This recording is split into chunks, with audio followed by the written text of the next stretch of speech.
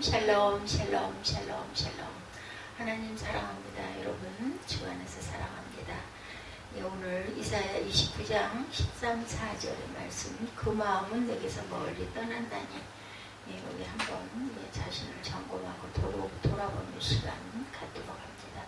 주께서 가라사대 10.4절이죠. 이 백성이 입으로는 나를 가까우며 입술로는 나를 존경하나 그 마음은 내게서 멀리 떠나나니 그들이 나를 겸용함은 사람의 계명으로 가르침을 받았을 뿐이라. 이렇게 말하고 있죠. 28장에서는 갈라진 이스라엘 왕국 가운데 먼저 하나님을 떠나 먼저 멸망한 북이스라엘에 대한 하나님의 징계의 예언이 언급되어 있었어요. 29장에서는 그 내용에 뒤이어 북이스라엘의 형제 나라인 남유다의 이 말, 하나님의 징계에 대한 예언의 말씀이 언급되고 있습니다. 차례 너희들이 제정신을 안 차리고 있구나라는 거죠. 북이스라엘 하나님의 징계, 그 다음에 북이스라엘 형제 나라인 남유다 이 말, 북이 먼저 망하고 남이 그 다음 명하죠. 유다는 북이스라엘보다는 하나님을 더 섬겼고 끝까지 남은 자가 있었으나 그 멸망은 막을 수가 없었다. 1절에 보면요, 슬프다 아리엘이여 다윗이 진친 성읍이여 해마다 절기가 돌아오려니와 이렇게 말하고 있어요. 아리엘, 히브리 원어로 하나님의 제단에 불을 뜻합니다.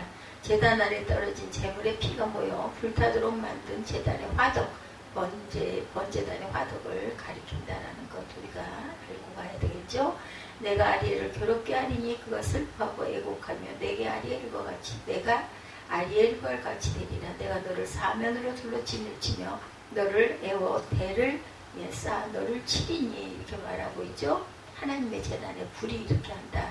내가 낮아져서 땅에서 말하면 내 목소리가 낮이 있게 티끌에서 날 것이라. 내 목소리가 신족한 자의 목소리같이 땅에서 나며 내 말소리가 티끌에서 찌꺼리라. 그러할지라도 내 대적의 무리는 세미한 티끌 같겠고 강포한 자의 무리는 날려가는 겨 같으리니 그 일에 순식간에 갑자기 일어날 것이라. 이렇게 말하고 있습니다. 유다와 아리엘, 유다는 갈라진 이스라엘 왕국 가운데 남쪽 지역을 차지한 남이스라엘의 왕국이죠. 이 나라는 유다 지파와 베냐민 지파 사람들로 구성되어 있었어요. 그 중심에 있는 유다 지파였기 때문에 그 이름을 남유다라 이렇게 정했습니다. 아리엘이라는 말, 제단 아래로 떨어지는 재물의 피가 모여서 불타도록 만든 불붙는 제단을 말합니다. 제단은 예루살렘에 있었고 예루살렘은 남유다의 수도였으며 남유다를 아리엘이라고 부른 것 같고 또 남유다가 거짓 예배를 드림으로 그 제단이 타는 제단이었던 것 같이 남유다도 하나님의 진노의 불에 탈 것을 예언하기 위해서 선지자는 남유다를 이스라엘이라고 표현한 것으로 여겨집니다. 누가? 이사야가.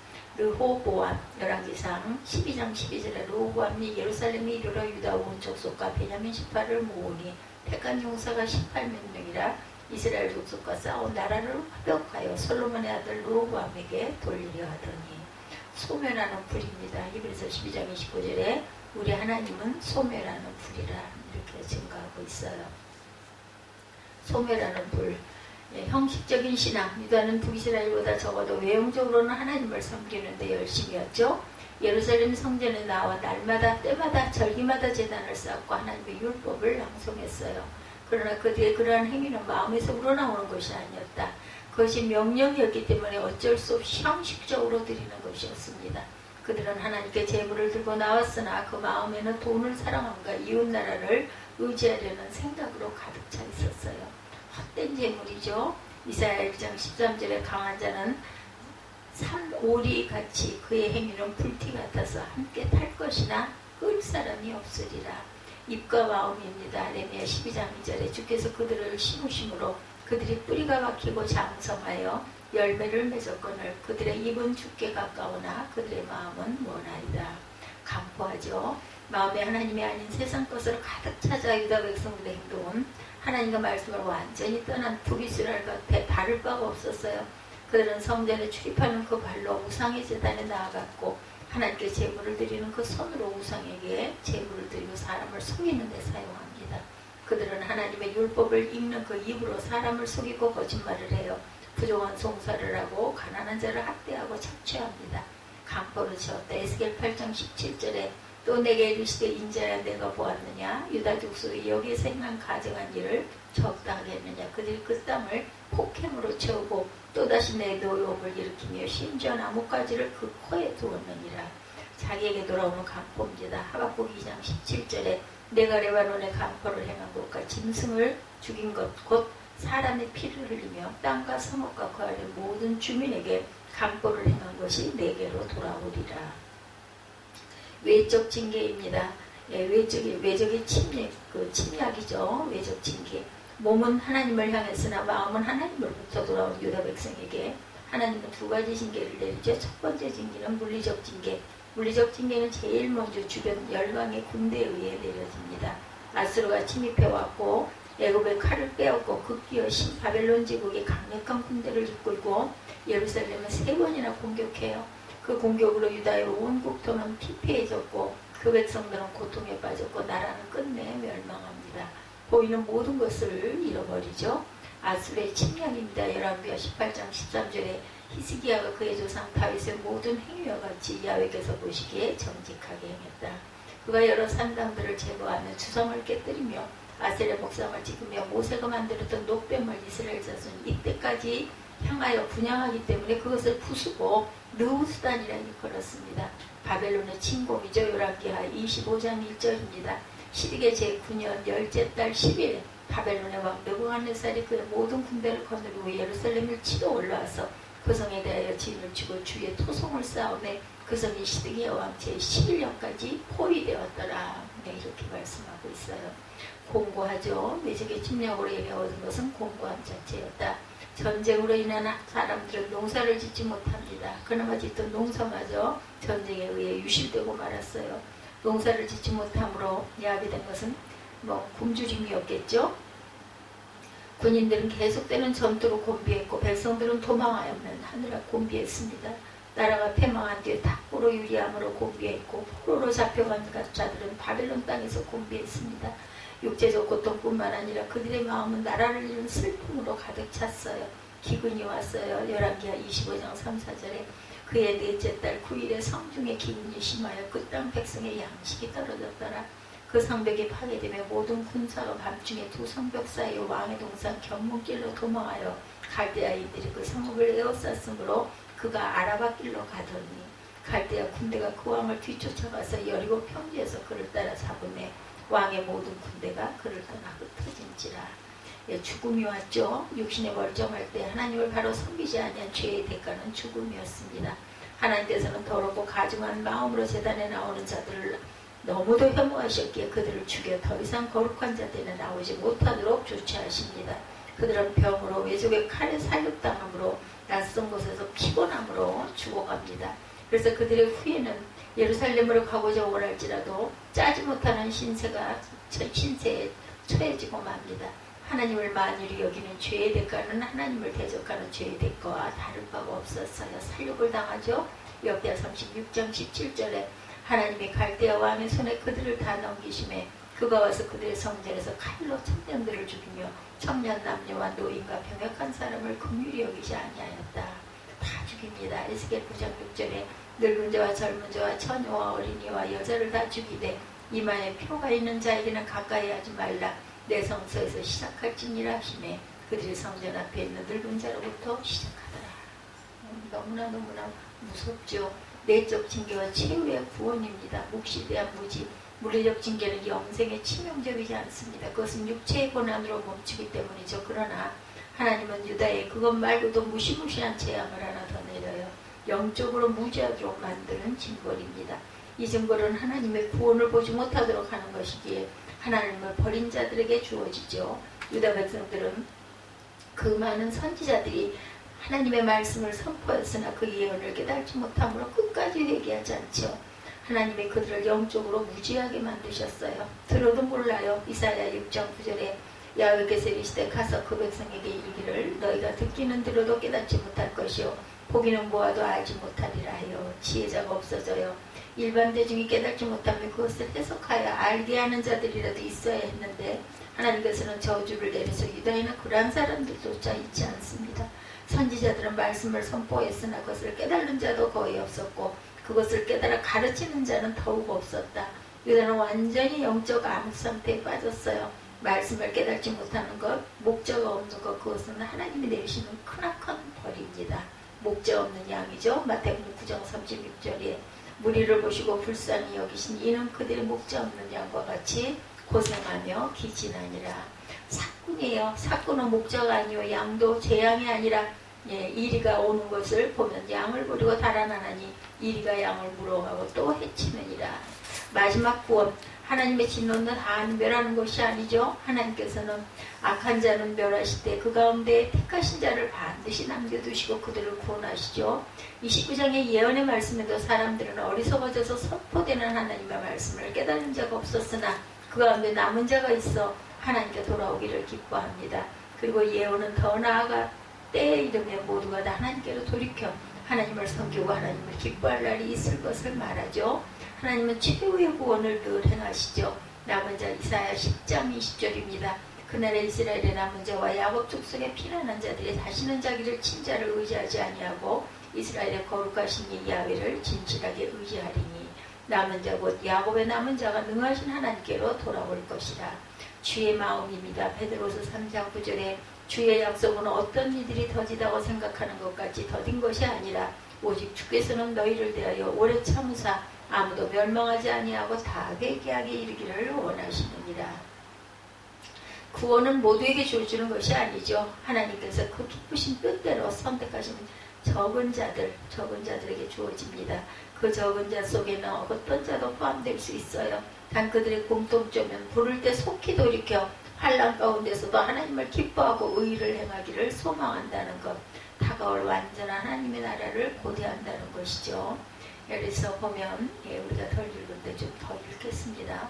8절에 줄인 자가 꾸며 먹었을지라도 깨면 그 속은 여전히 비고 목마른 자가 꾸며 마셨을지라도 깨면 곤비하며 그새어 갈증이 있는 것까지 시온 산을 치는 열방의 무리가 그와 같으니라.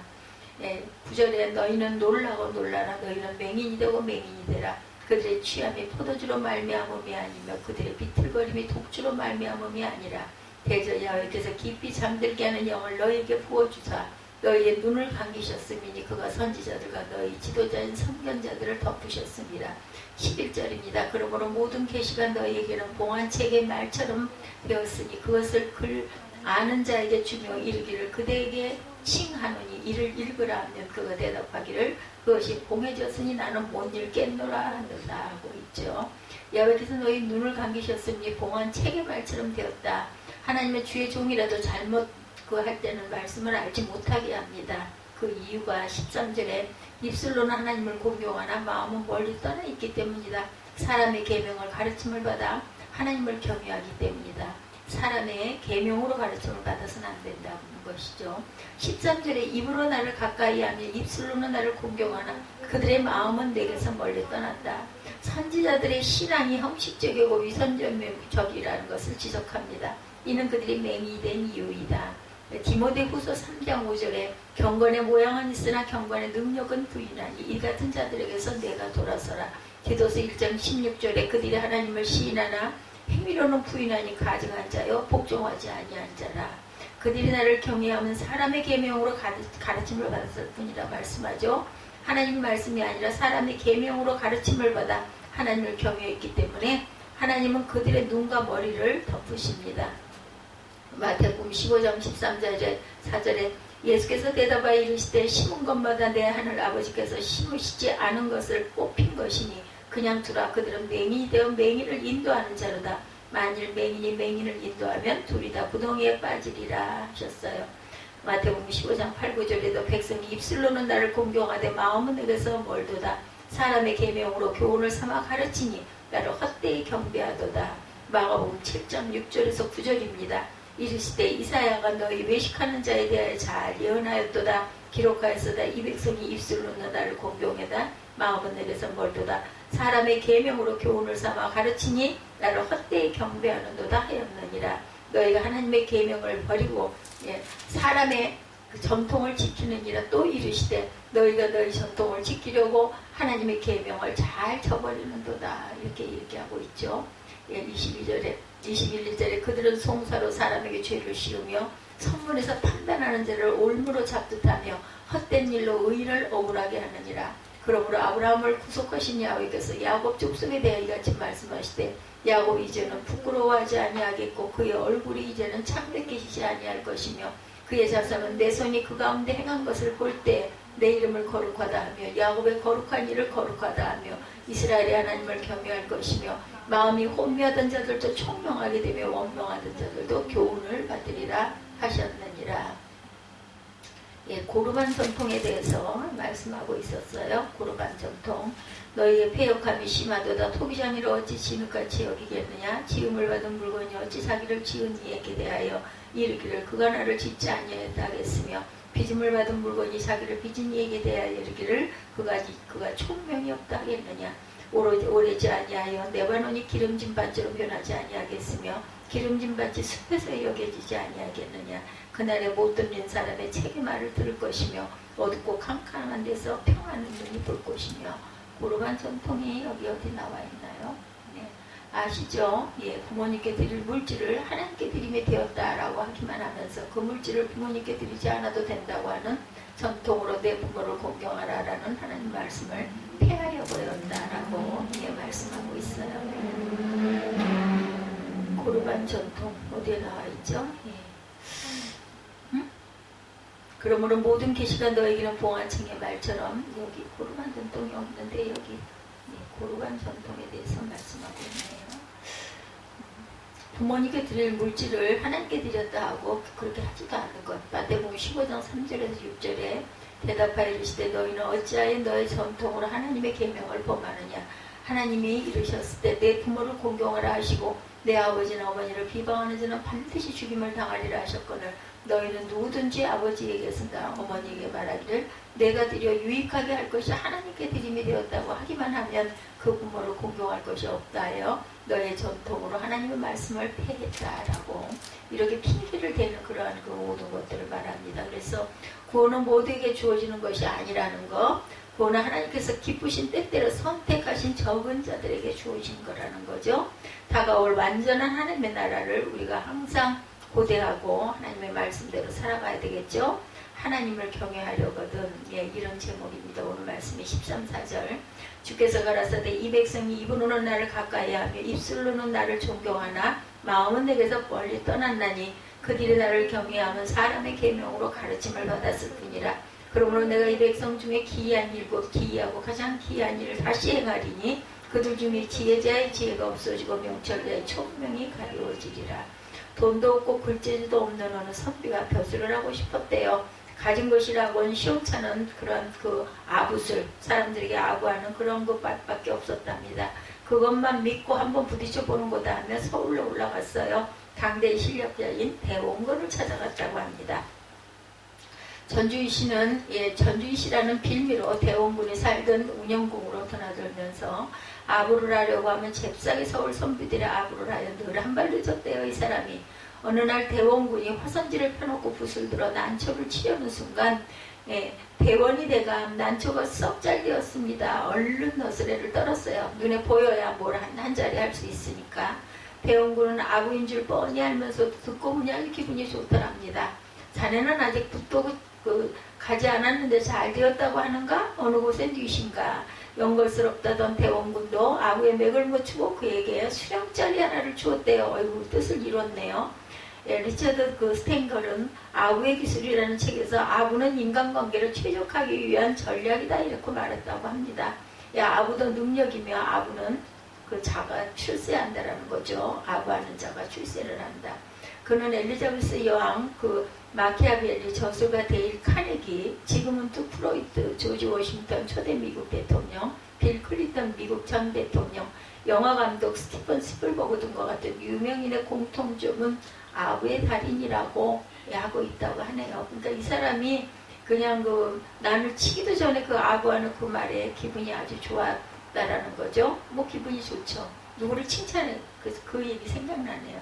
고래도 춤춘다. 그죠? 칭찬해 주는 게 좋은 거죠. 그래서 아부는 사전에 남의 비유를 맞추어 알랑거림이다. 이렇게 정의가 되어 있다고 하네요. 그런데 현대에서 아부는 인생살이를 더욱 부드럽게 하고 인간관계를 원활하게 하는 전략적 칭찬으로 받아들여주고 있다고 합니다. 뭐 아부는 아니더라도 그 사람의 장점을, 누구에게나 장점은 있으니까 들어서 기분 좋게 해서 나쁠 건 없겠죠. 전략적 아부는 유쾌한 직장생활을 보장하고, 이성을 향한 아부는 마음의 문을 여는 특급 전략이라고 합니다. 전략적 찬사는 무조건 남는 장사라는 거죠. 유권자에게 아부를 잘하는 그 자가 정치 지도자가 될 수 있고, 사장에게 아부를 잘하는 자가 승진을 하고, 소비자에게 아부를 잘하는 기업이 살아남고, 청중에게 아부를 잘하는 설교자가 교회를 부흥시킬 수 있는 시대가 되었다. 이런 이야기가 있습니다. 이거 필요한데 제가 정말 못하는 것 같습니다. 현대에는 아부가 오히려 삶의 귀중한 처세술로 등장하고 있고, 개인의 생존 기회를 최대화하는 도구로 인식되기도 한다고 하네요. 사람은 누구나 자신을 좋아하는 사람을 선호하고, 자신을 띄워주고 자신의 의견에 동조해주는 사람을 좋아합니다. 대부분의 사람은 진실을 원하기보다는 자신이 원하는 진실만 보려고 하기도 하죠. 자신이 믿고 싶은 것만 믿으라고 기분을 상하게 하는 진실보다는 듣고 싶은 그런 그 말을 받아들이려고 합니다. 카네기는 인간은 존경에 굶주려 있고 자신의 가치를 남들이 알아주기를 몹시 갈망한다. 그래서 자신에게 관심을 쏟고 자신의 진가를 알아주는 간단한 말이나 행동에 마음을 쉽게 메워준다고 합니다. 누구나 아부를 받고 싶어 하죠. 아부를 받으면 혈액 속에 세로토닌 수치가 높아져서 행복감과 만족감을 느끼게 한다고 합니다. 그런데 하나님은 세상이 그런 방식으로 사람들이 하나님께 나오는 것을 싫어했어요. 오늘 본문이죠. 이 백성이 입으로는 나를 가까이하며 입술로는 나를 공경하나 그들의 마음은 내게서 멀리 떠난다니 그들이 나를 경외하면 사람의 계명으로 가르침을 받았을 뿐이라. 이사야 선지자는 당시 이스라엘 백성들의 신앙 상태를 책망하고 있어요. 왜 그래요? 입으로는 하나님을 가까이하고 입술로는 하나님을 존경하나 마음은 주님에서 멀리 떠났다라는 겁니다. 사람의 계명으로 가르침을 받았을 뿐 하나님의 명령을 따르지 않고 있다. 아까 그 고르반이 그래서 나왔던 거네요. 고르반 하면서 나는 하나님께 다 드렸으니 하면서 부모에게 할 도리를 안 하고 실제는 그렇지 않다라는 거죠. 어느 날 바리새인과 서기관들이 예수님께 나와서 제자들에 대해 비난합니다. 당신의 제자들이 어찌하여 장로들의 유전을 범하나이까? 식사할 때 손을 씻지 않습니다. 그래서 예수께서 이사야 29장의 본문의 말씀으로 응수합니다. 너희는 어찌하여 사람의 유전으로 하나님의 계명을 범하느뇨? 이렇게 거꾸로 묻죠. 계명에 내 부모를 공경하라고 했는데 고르반하고 부모에게 드릴 것을 하나님께 드렸다 핑계하고 부모를 공경하지 않으므로 하나님의 말씀을 피하는 것이냐라고 책망을 하셨다는 거죠. 당시 욕심이 가득한 사람 중에 부모님께 물질로 공경하기를 싫어서 부모님이 찾아오실 때마다 얼른 하나님께 헌금을 하는 거예요. 부모님께서 이미 하나님께 다 드려서 부모님께 드릴 것이 없습니다. 이렇게 말했다라는 거죠. 고르반 하면 끝났다고 해요. 얼마나 간단해요. 그죠? 나 하나님께 드렸으니까 부모에게는 안 드려도 괜찮아 이거죠. 그리고 부모님이 돌아가면 성전에 가서 헌금을 잘못 드렸습니다 하고 돌려주세요. 이렇게 하는 거 기가 막히죠. 어떻게 이럴 수가 있겠나요? 이렇게 많이 있었대요. 실제로. 그들은 장로들의 유전을 교묘하게 이용하여 부모께도 효도하지 않고 하나님께도 공경하지 않는 사람들이다. 왜 이런 그런 얌체 같은 방식으로 살까? 마음에 사랑이 없으니까. 하고 싶은 마음이 없는데 그것도 안 하면 또 남들 보기에 조금 그러니까 이런 식으로 했다라는 거죠. 마음이 하나님으로부터 멀어졌고 부모님을 비롯한 이웃으로부터 멀어졌다. 어저께 그 투표소에 가니까 마스크를 벗으라고 그러더라고요. 얼굴이 식별이 잘 안 된다고. 물론 그 옆에 우리 그 통장님이 서 계셔가지고 제가 통장님이 증인이네요 하고 제가 웃었습니다. 너무나 사무엘아빠를 보더니 반가우시대요. 그분이. 농사를 그렇게 하셔가지고 뭐 호박도 주시고 맨날 그랬어요. 배추도 주시고 같이 살 때. 마음이 하나님으로부터 멀어졌고 부모님을 비롯해서 이웃으로부터 멀어졌기 때문이다. 입술로 하나님을 사랑한다고 고백하는 신앙이 필요 없다는 것은 아니죠. 사랑은 적극적으로 표현해야 됩니다. 아까 제가 아우의 달인 예화를 들었던 것처럼 입으로 표현하지 않은 사랑은 열매를 맺지 못하는 수가 많아. 알 수가 있나? 정말 나를 사랑하는지 나에게 호감이 있는지 표현해야 알죠. 남녀에게는 마음으로 아무리 좋아해도 입으로 사랑을 고백하고 상대방의 마음을 알고 반응하고 속으로만 사랑하는 감정을 넣어두고 나는 충분히 사랑하고 있으니까 그거 어떻게 알아요. 그렇죠? 나의 의무는 다했다 할 수 없다라는 것. 부부끼리도 사랑한다고 자주 고백하는 것이 가정의 행복에 아주 중요한 영향을 미친다고 하네요. 그렇지만 입술로 사랑한다고 고백했다고 해서 사랑의 의무를 다한 것으로 절대로 착각해서는 안 되죠. 마음은 없으면서도 입으로만 사랑을 고백하는 것은 거짓이고 사기입니다. 예, 들통나게 마련이죠. 연인 간에 사랑하지 않으면서 다른 목적을 가지고 입으로만 사랑한다고 고백하는 사람들, 그거 뭐 느끼죠. 처음에는 아주 기분이 좋은데 계속해서 그렇게 가다 보면은 압니다. 부부끼리도 사랑하지 않으면서 바람을 피우면서 감추기 위해서 오히려 입으로 사랑한다고 자주 말하는 사람들이 있다고 속에서 이렇게 나오지 않을까요? 그것은 정직하지 못하죠. 거짓사랑 고백이 드러났을 때 얼마나 큰 배신감을 느끼겠어요. 하물며 하나님을 향하여서 거짓사랑 고백을 한다면 하나님께서 모르실 리가 없겠죠. 그럼에도 많은 사람들이 당시 이스라엘 백성들처럼 위선적인 신앙으로 하나님을 기만하려고 합니다. 입술뿐 아니라 행동으로 의무를 다하고 있다고 하나님을 경외하는 것이 아니죠. 이사야 당시 유대인들은 유월절, 오순절, 초막절 같은 절기를 거르지 않고 잘 지켰어요. 안식일도 철저히 지켰고 성전에 나와 제사를 꼬박꼬박 잘 드립니다. 그렇지만 하나님은 그들이 하나님을 경외하지 않는다라고 진노하셨다라는 거죠.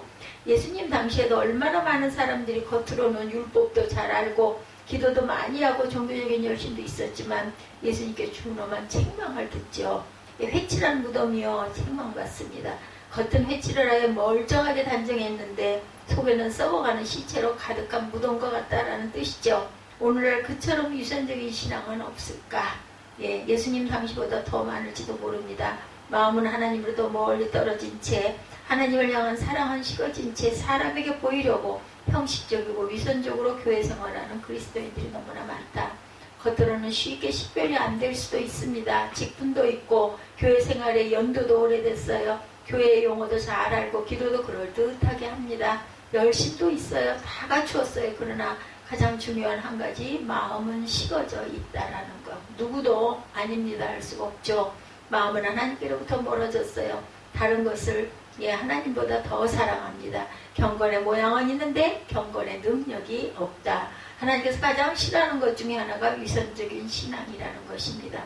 그런데 자신도 모르는 사이에 종교적인 사람, 형식으로 가득 찬 그 성도로 변할 수 있다는 것 다 알고 있다고 여기며 하나님의 말씀에 귀 기울이지 않을 때 자기도 모르게 마음이 식어집니다. 아, 나 저 말씀 잘 알아. 그러고 딴짓하고 앉았죠. 그러면 무슨 은혜가 되겠어요. 읽을 때마다 느낄 때마다 하나님 말씀은 다르게 내게 다가오는데 하나님 마음 한복판에 모시고 날마다 매 순간마다 친밀하게 대화하지 않으면 사람의 교훈과 계명으로 포장하는 외식적인 교인으로 변질이 된다. 그러니까 그렇게 말하죠. 절대로 모양만 그럴듯하고 실제는 아무것도 아닌 그러한 빈탕 같은 그러한 신앙인들이 많다라는 거죠. 지혜자의 지혜가 없어지고 명철자의 총명이 가려지리라. 깨달음이 사라진다는 말씀입니다. 하나님에게 나오면 은혜를 풍성하게 받았는데 어느 날부터 그냥 들어도 얼른 끝나라 이러고 앉아있는 거 절대로 말씀이 다가오지 않죠. 감동이 사라지죠. 답답하고 무서운 일입니다. 분별력이 사라지면 마귀에게 쉽게 넘어갑니다. 위험한 지경으로 끌려가죠. 하나님이 주신 보배를 싸구려로 넘겨주고 쓰레기를 안고 살게 된다라는 거. 오늘 한국교회 안에 이런 사람이 얼마나 많은지 모릅니다. 한때 복음을 받고 온 세상을 얻은 것보다 기뻐하며 말씀을 통해 하늘의 신령한 복을 받아 누리던 사람들이 지혜가 없어지고 총명이 가려져서 어둠 속으로 헤매고 다닙니다. 사단에게 속아 사명을 감당하지 못하고 인생을 낭비합니다. 문제가 무엇일까? 마음을 하나님께 드리지 않고 살았기 때문이다. 마음이 하나님으로 충만하지 않기 때문이죠. 가장 기본으로 돌아가야 합니다. 신앙의 기본은 마음을 하나님께 드리는 것입니다. 하나님을 향하여 사랑을 표현하고 몇 년 전에 미국의 대표적인 신문 USA 투데이지에 내셔널 토픽 뉴스로 이런 기사가 실렸어요. 17살 먹은 소녀가 그리스도인을 감동시키고 있다. 미국 콜로라도주 덴버의 남서쪽 리틀턴이라는 지역 인구 35,000명이 살고 있는 작고 평화로운 도시 콜롬비아 하이스쿨 고등학생입니다. 총기 난사 사고가 일어났던 것을 여러분들 기억하시고 들으셨을 거예요. 학생 25명, 용의자 2명이 함께 총기 난사 사고로 학교에서 피투성이가 되어 죽어간 사건이 우리에게도 보도가 됐었죠. 학교 내 불량 서클 집단이었던 트렌치코트 마피아단원 학생 두 사람이 벌인 자기 그 친구에 대한 복수 비슷한 사건이었다고 그래요. 그때 그 자리에서 아슬아슬하게 살아나온 소녀가 목격자로 증언합니다.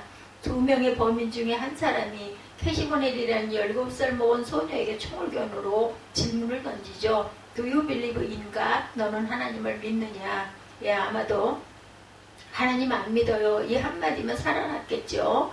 이 상황 속에서 이 소녀는 침착하게 대답했다고 그러죠. Yes, I believe in God. 죽었겠죠.